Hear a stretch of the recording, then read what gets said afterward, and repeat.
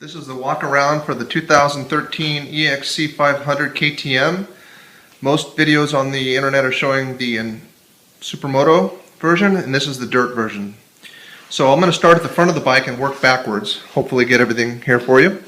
When I get a brand new bike, I remove all the factory stickers and put the stickers on the fork tubes, on the lowers, on the side panels, on the rear fender before the bike has been ridden, because if you don't do that, the plastic and the fork tubes become pitted and you can't put the stickers on properly.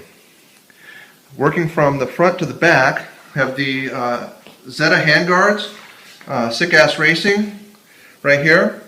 If you buy the Sick Ass Racing Zeta handguards, it has the pre-drilled holes and the turn signals. However, it does not have the mount that's appropriate for a KTM. You either buy the Cycra or you buy the Zeta and then buy the aftermarket Cycra adapter, because as you can see right here, the clutch hydraulic interferes with the mounting of the handguard. So you need to make sure that you get the Cycra adapter right here to do the handguards. Folding a service mirror right here. Enduro Engineering radiator guards right here. Very good side protection. It's better to have, in my opinion, side protection than front protection, as I've had issues in the past with radiators being smashed in the side but never in the front.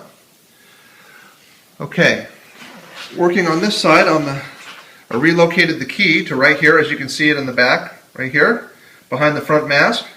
I'll turn that on right now. And I also relocated the horn underneath the front mast. Here's the front mast. If you look in here, you can see the horn all the way in there using the stock bracket. Just cut it and reshaped it. Also in here are the fork bleeder, air bleeder things to let the air out of the forks. On the cockpit, what ends up happening is you have no room on the cockpit for your clutch. Your clutch actually hits, the lever actually hits this on the stock one. So I got the Sick Ass Racing. This in turn allows, it's very thin, and allows the headlight to be turned off and on, because the headlight cannot be turned off and on with the stock unit. The left turn signal and right turn signal, when you turn it on, this illuminates and reminds you that it's on. Also, you can see the flashing on the front of the handguards as well. It also has the horn, and it allows you more room to put this switch, which is from JD Tuning, and it has a stock, mild, and wild setting. That switch can only be used if you unlock the ECU with the European mapping. And that brings us to removing of the seat. To show you the ECU is right here. It's located right here. And it can be unmapped, and when you install the JD Jetting tuner, which I'll show you in a second, it plugs in right here in the airbox. You can access it from the side panel, or you can mount it up by the steering head. I chose to mount it in the airbox. Lithium Shirai battery with a pigtail to allow the charging of the battery out the side of the motor. So the Shirai battery here, and the pigtail comes out here for charging. I can just reach it and pull it out and charge the battery. It hangs down. Inside of the airbox, as you can see, because the power is on, you can see the JD tuner working. It's inside the airbox. It's mounted back and away. It's away from water and debris. And if you look at the side panel, you can put the sticker on the side panel so you can just review it to make any changes you may need. On the stock foot pegs, in my opinion, wear my boots out, because I tend to stand on the front of the motorcycle on the pegs. So I got pivot pegs that rotate front and back. In sand whoops, I can throw the bike ahead of me and have them tilt backwards. If I'm standing up above the handlebars, I can tilt them forward, and I don't wear my boots out. Also, the stock bolt right here comes on the bike with a kickstand, and it's a suicide kickstand, and when you pick the bike up, the kickstand moves slightly. So you want to make sure that the kickstand stays down in the down position, and to do that you have to remove that bolt. Let's see.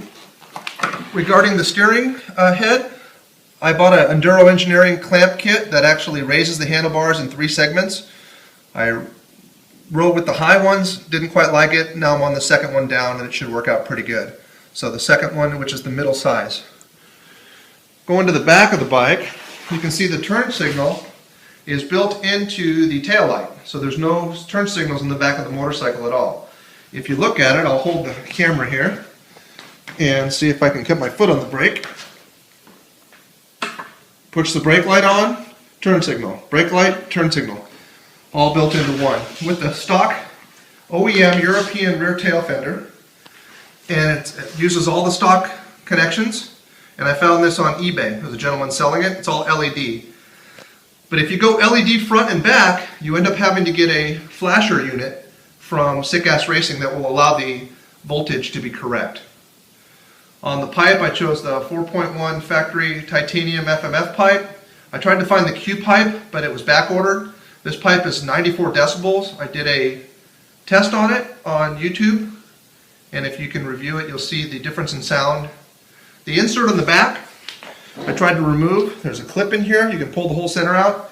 However, I just couldn't do it. It wouldn't allow me to do it, so I gave up on it after 4 attempts.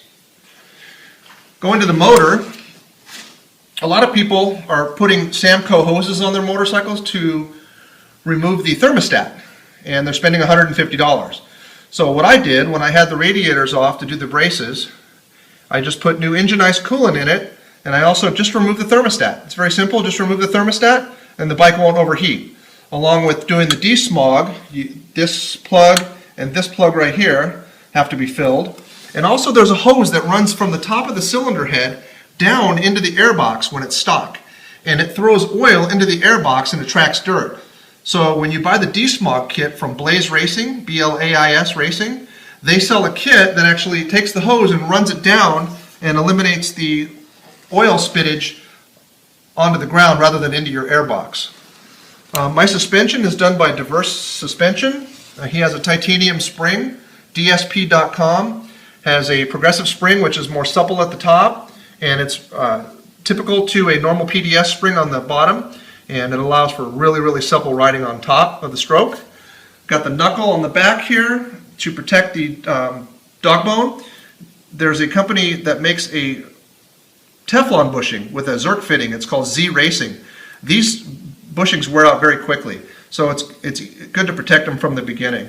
The stock gearing on the bike is a 1545. I went to a 1349 because that was the only gearing that I had. I had to get a new chain, and it's a Renthal O-ring chain, gold, and I added 2 links to it to allow the wheel to come back a little bit. If you don't do that, the ending result is that the fender in the back will end up getting scrubbed and will wear a hole after 1 or 2 rides.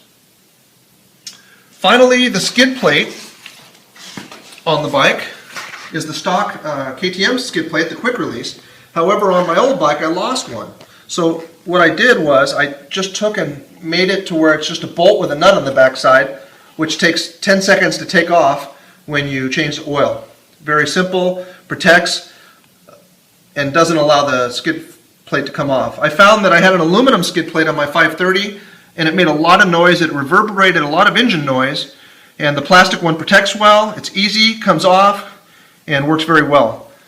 Also too, I might want to add that when I bought this motorcycle, I adjusted the rear brake pedal to move it down because it was too high. So on the back here, there's a set nut. I forgot to tighten that back up. It vibrated off, which in turn the bike vibrates so much to push the adjuster screw down, force the brake pedal down, and the back brake was forced on, and I didn't know it, and when I went off a jump, the motor stalled and flamed out, and I almost crashed, so be careful of that. Regarding the front turn signals, you can see it goes this way, and if I turn it the other side, you can see it right there. Street legal, good bash guards, don't have to worry about them getting hammered going through the bushes. Works really well. And as far as the ECU reprogramming, you can send that to a dealer and they'll flash it for you. Just make sure you get the European map, because if you don't get the unrestricted European map, this switch will not work. By the way, this switch also works as a kill switch too. If you want to kill the motor, you can do that. So That's about all I have. Oh, one more thing is that on the inside the gas tank I put a filter sock so that when you fill up the gas tank it has a mesh on the inside and you can pull it out. You can see it right here. And so it strains the fuel so that you don't get any dirt inside of the fuel injection portions of the motorcycle, because it's pretty finicky from what I understand, that you want to make sure that you don't get any dirt into the fuel system. And I think that's about it for now. And if you have any more questions, just post comments.